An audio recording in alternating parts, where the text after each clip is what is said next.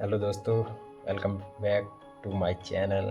मैं सौरभ शर्मा आप सभी का स्वागत करता हूं फिर से मेरे चैनल में। तो दोस्तों, आज अपन बात करेंगे एमटीएस वर्क प्रोफाइल की, क्योंकि मैं एमटीएस में ही सिलेक्ट हूँ, एमईएस में, मिलिट्री इंजीनियरिंग सर्विस में। तो मैं आज आपको बताऊंगा कि क्या एमटीएस का काम रहता है। तो क्योंकि ये मिलिट्री डिपार्टमेंट है, शुरुआत में हम सब आए। हम यहाँ पे चीफ इंजीनियर शिलोंग जोन में 10 लड़के आए थे। तो शुरुआत में हमको सीएचएम के अंडर दे दिया गया, जो सीएचएम जो ड्यूटी एलोकेशन करता है इनका, मिलिट्री का।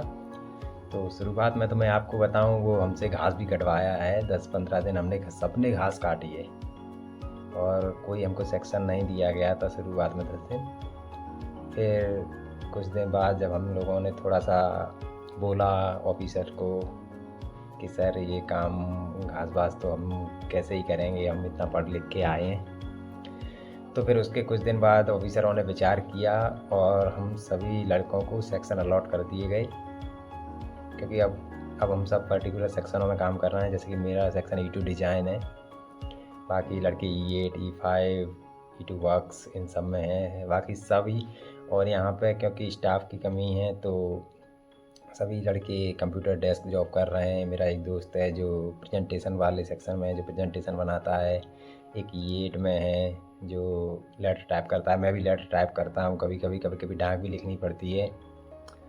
तो इसी प्रकार से हम सब लोग अब तो डेस्क का जॉब कर रहे हैं। हाँ, कभी कभी ऐसा होता है कि जैसे कोई ऑडिटोरियम में कोई मैनेजमेंट या जीओसी आता है कमांड से, तो फिर हम सबको थोड़ा सा मैनेजमेंट देखना पड़ता है, हम सबको थोड़ा सा काम भी करना पड़ता है उसके रिगार्डिंग, मतलब पूरा मैनेजमेंट देखना पड़ता है। क्योंकि आपको पता है हम एमटीएस हैं, तो हमको भेजा जाता है कि यहाँ पे आप लोगों को ही व्यवस्था करनी है।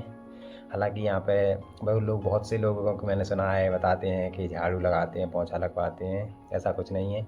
यहाँ पे झाड़ू पोंछा सबके लिए आउटसोर्सिंग स्टाफ है, प्राइवेट जिनको कहते हैं स्वीपर लोग हैं, जो सारा काम करते हैं, घास काटने से लेकर सफाई सब, पूरा सेक्शन साफ, ये सब वही करते हैं। हमारा काम बस यही रहता है कि हम सुबह जाते हैं और जो कंप्यूटर ऑन करने रहते हैं, जो भी मशीनरी रहती हैं। जैसे मैं अपना बता रहा हूँ, पर्टिकुलर मेरे सेक्शन में बहुत बड़ी बड़ी मशीन है, क्योंकि डिज़ाइन का सेक्शन है।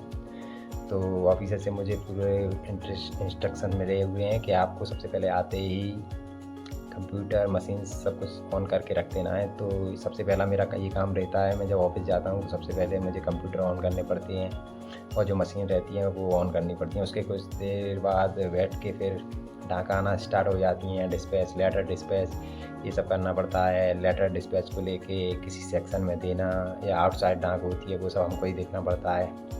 और कभी कभी लेटर कोई टाइप करना पड़ता है और क्लर्क नहीं होता, तो हमको फिर वो टाइप करना पड़ता है। जैसे कि मेरा एक दोस्त है, उसको कम्युनिकेशन रूम दिया गया है, तो कम्युनिकेशन में वो सारी मेल देखता है, वही देखता है। वैसे ही मेरे सेक्शन की जो मेल जाती हैं वो मैं देखता हूँ। बाकी जो भी लड़के हमारे साथ काम करते हैं, जो जिस सेक्शन में है, वो सब अपना मेल का, कंप्यूटर का, डेस्क का, डाक का, ये सब जॉब देख रहे हैं। तो ये सब अफवाह रहती है। बाकी डिपार्टमेंट का मुझे पता नहीं है कि झाड़ू पोंछा, बहुत से लड़के बता रहे थे कि हमारे यहाँ ये करवा रहे हैं, वो करवा रहे हैं, हमको कुछ भी बोल देते हैं। हाँ, शुरुआत में हमारे साथ भी हुआ था।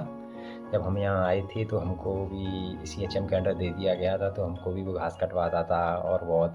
पर हालांकि उसमें क्योंकि हम 10 लोग थे तो हमको घास काटने में मज़ा आता था, क्योंकि बातचीत चलती रहती थी, काम कोई रहता नहीं था।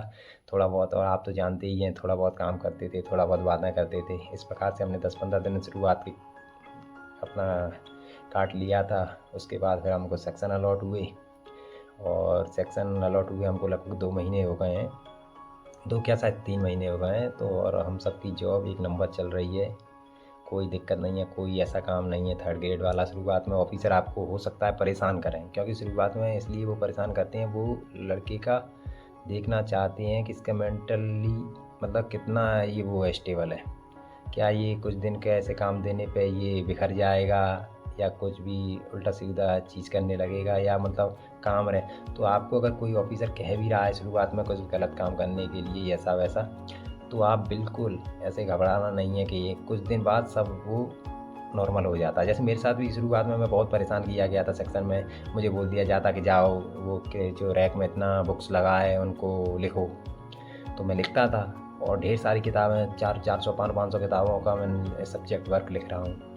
फिर उसका होता क्या था, कुछ नहीं होता था, मैं लिख के रख देता था, वो भूल जाते थे। इसी तरीके से फिर वो ऑफिसर भी समझते गए और फिर अब मेरे पास कोई काम नहीं रहता। अब थोड़ा बहुत काम जो रहता भी है तो वो आउटसोर्सिंग की लड़कियां हैं इधर वो करती हैं, हमको बहुत ज़्यादा काम करना नहीं पड़ता। तो हम तो पढ़ाई भी कर रहे हैं, आपको विश्वास बताएं, हम सेक्शन में बहुत ज़्यादा काम नहीं रहता तो हम यहाँ रूम पे आके पढ़ाई भी अच्छे से कर पा रहे हैं।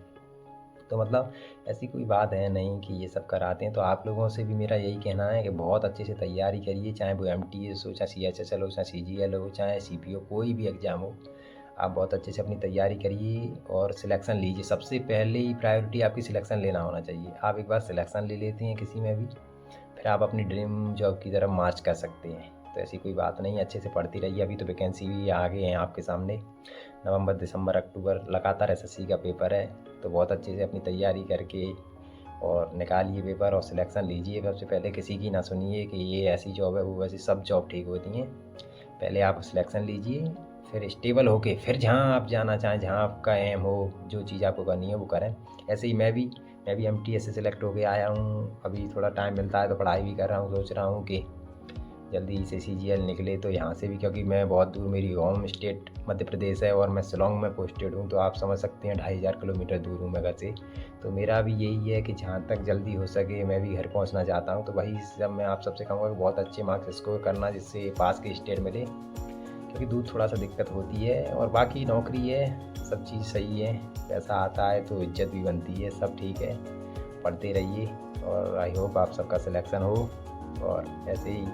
और अपने भाई को भी सपोर्ट करते रहिए, चैनल को सब्सक्राइब और लाइक करते रहिए। धन्यवाद।